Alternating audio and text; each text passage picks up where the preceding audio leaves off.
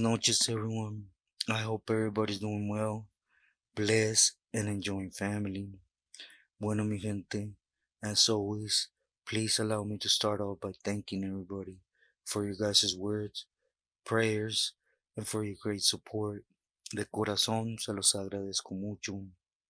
And for those that are just stopping by, do please like and subscribe. Bueno, to get into the story on him, today I'm going to talk about two old time Phillies that, in some sense, they like they like to stay in the shadows. They have a lot of power, but they're not out in the open warring over silly stuff. But I am going to take you back to Pelican Bay, and when they did bump heads amongst each other after, as you guys know, they were working together, and just greed gets in the middle, so they started going against each other. And of course, at all times, the ones that are gonna go to war is gonna be camaradas, sureños, right?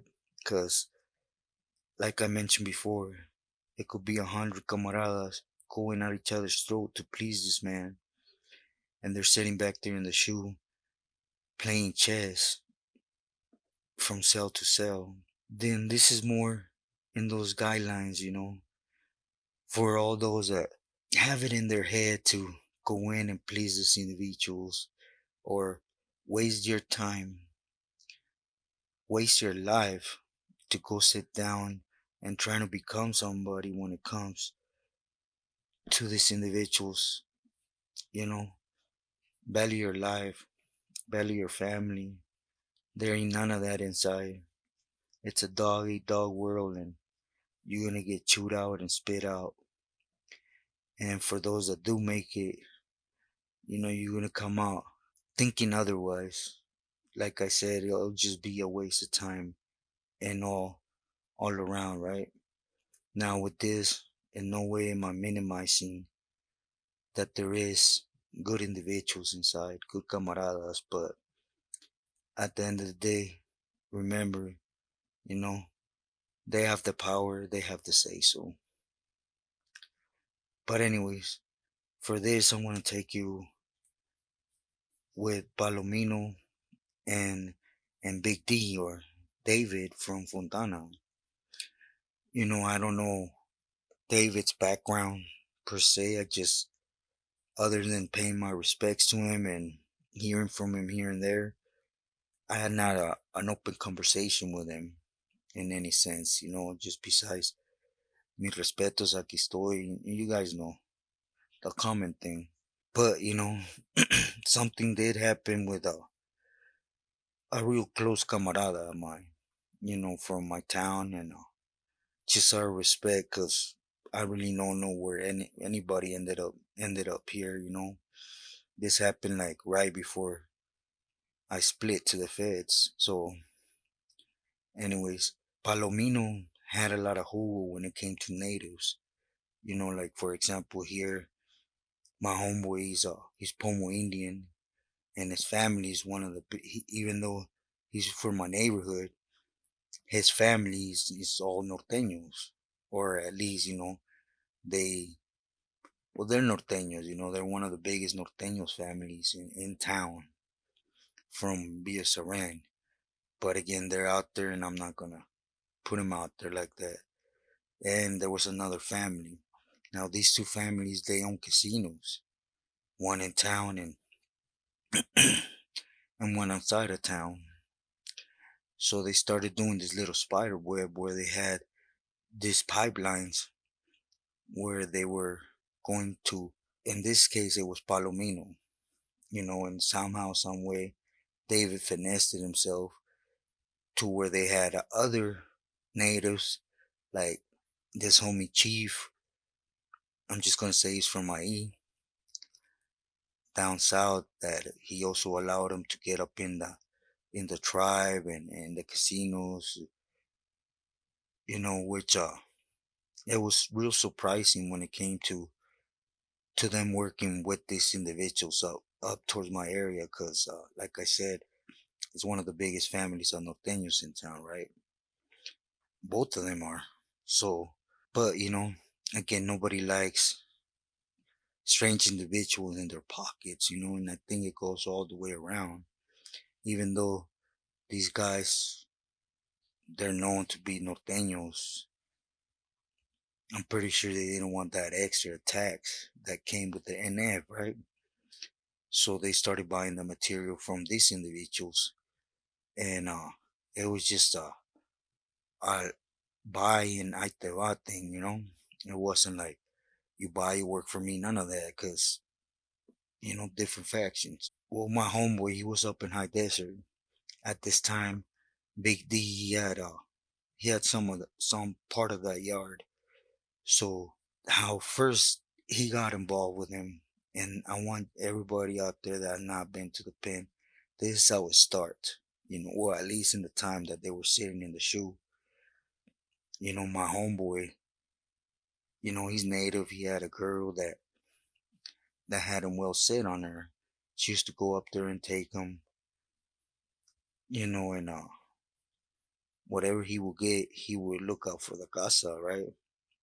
But my homeboy has always been a smart addict, right? And he's always been about the money. He never liked having somebody in his pocket when that somebody ain't even trying to put anything to earn it. So he would lie, which believe me, I done told him, you shouldn't have done nothing, period. Feria you didn't need. There was no need for you to do it and then keep things from them, because you can't point a finger while you're doing shady stuff too. You point a finger when you're doing everything right and you get snaked on.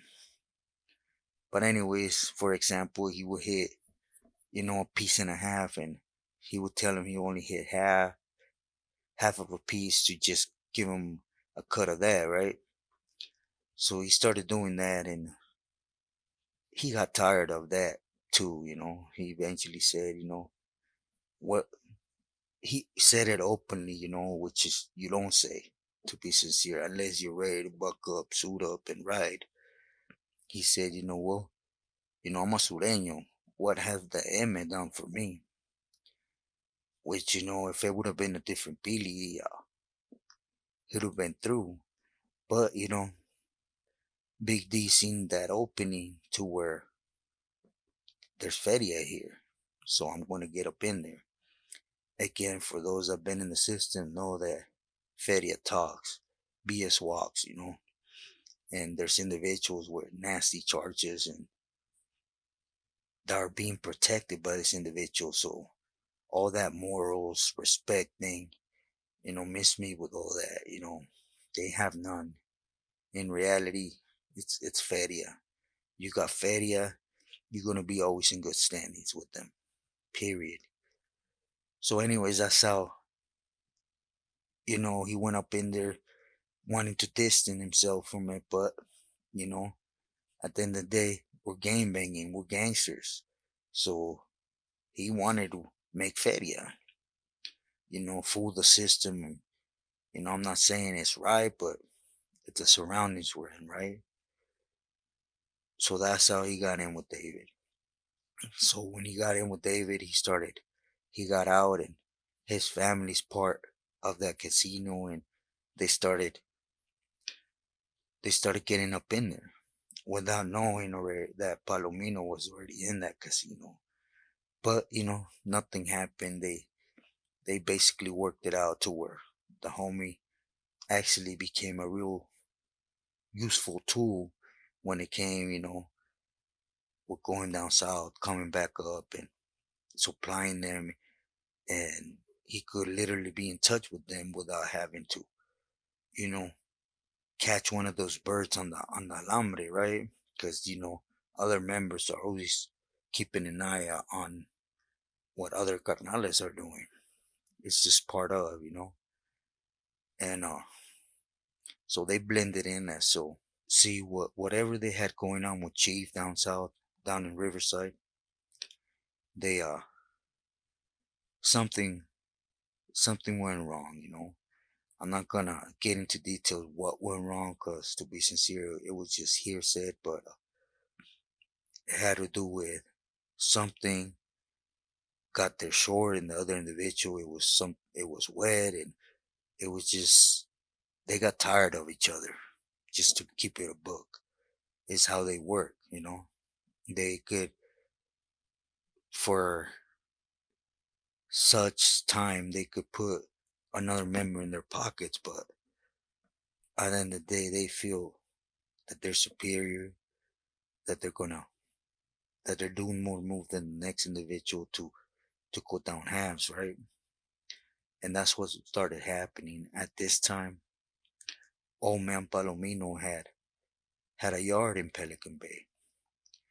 So at this time there was a homie wino, which I he was from the IE, but I'll keep out where he was from too. And the homie wino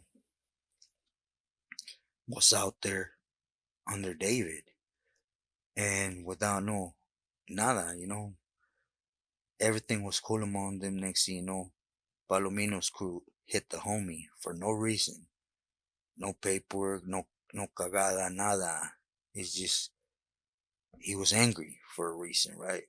It's it's how when this individuals play, you know, tag your it, the ones that are gonna get tagged are the camaradas, unfortunately. So anyways, the homie got booked and he got sent back to the shoe. Once that happened, it was it was a back and forth. For those that at this time were up there, you guys know what I'm talking about. You know, they soldados just started coming back. You know, from one side and the other side, they were they were moving on each other. But again, you know, these individuals, they were still wiggling together.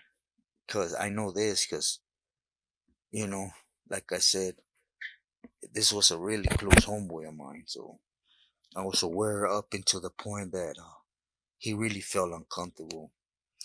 For example, since they had a casino, you know, there's a reason why these individuals have so much power and they're able to stay in the shadows, because they're doing their thing in a big scale, just in a different aspect. They're not so worried about that barrio trip, that you're sureño, you're norteño, you're a bulldog. Nah, they chase a feria. And in this time, this was David's thing, right? He had a little thing going where business that were going to go in floor and close in bankruptcy, what they would do is find big businesses where they can open up this accounts where you know they could move feria and not be noticed. So they asked my homeboy, and again, his girl was actually the one that had that wiggle, at least when it came to the casinos, right? So when they started asking for his girl information, social security, things like that to get it done, homeboy, he said Charles. He said Charles, and well, you guys already know, you know, you can't say no to these individuals. So what happened is, next thing you know, there's that appeal that goes around with a bunch of names, and you see homeboy's name, and his fraction was nothing of what they were doing. His fraction was that he did them wrong for about a kilo of, you guys know, of material, which is a lie. You know, first and foremost, homeboy didn't need that. I could tell you that from the start. So